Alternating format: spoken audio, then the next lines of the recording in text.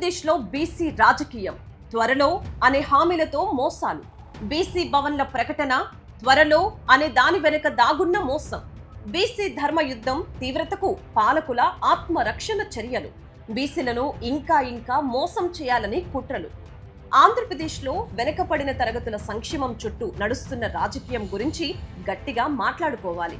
BC vote బ్యాంకే లక్ష్యంగా ప్రభుత్వాలు చేస్తున్న ప్రకటనలు, వాటి అమలులో జరుగుతున్న జాప్యంపై క్షేత్రస్థాయిలో తీవ్ర ఆగ్రహావేశాలు వ్యక్తమవుతున్నాయి.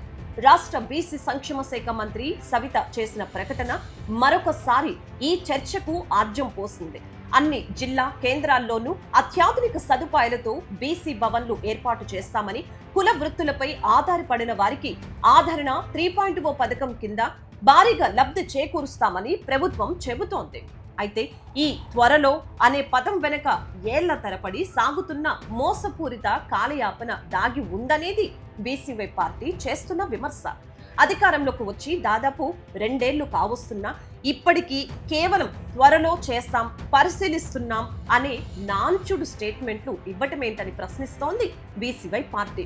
రాజకీయ నాయకులు వాడే త్వరలో అనే పదానికి అర్థమేమిటి?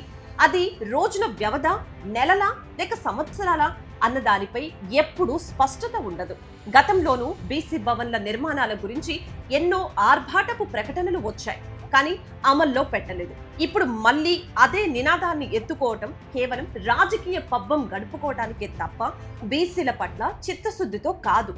మరోవైపు ఎంతో కాలంగా ఊరిస్తున్న ఆదరణ 3.0 పథకం పంపిణీ విషయంలోనూ ఇదే రకమైన తాత్సారం కనిపిస్తోంది.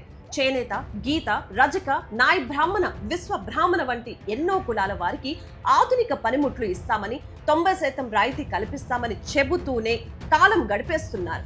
ఇదిగో అదిగో అంటూ లబ్ధిదారులను ఊరిస్తూ సరిగ్గా ఎన్నికల ముందు వీటిని చేతిలో పెట్టి మరొకసారి ఓట్లు దండుకోవాలని చూస్తున్నారే తప్ప బీసీలకు న్యాయం చేసే ఉద్దేశమే కనిపించడం లేదు. ఈ మొత్తం పరిణామాల వెనుక డైవర్షన్ పాలిటిక్స్ ఉన్నాయనేది సుస్పష్టం.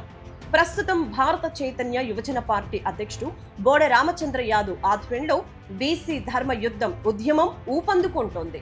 బీసీల హక్కుల పరిరక్షణ, చట్టసభల్లో రిజర్వేషన్లు, జనాభా ప్రాతిపదికన బీసీ కార్పొరేషన్లకు బడ్జెట్ కేటాయింపులు వంటి బలమైన డిమాండ్లతో రామచంద్ర యాదవ్ చేపడుతున్న ఆందోళనలు, వ్యూహాలు పాలకుల గుండెల్లో రైళ్లు పరిగెత్తిస్తున్నాయి.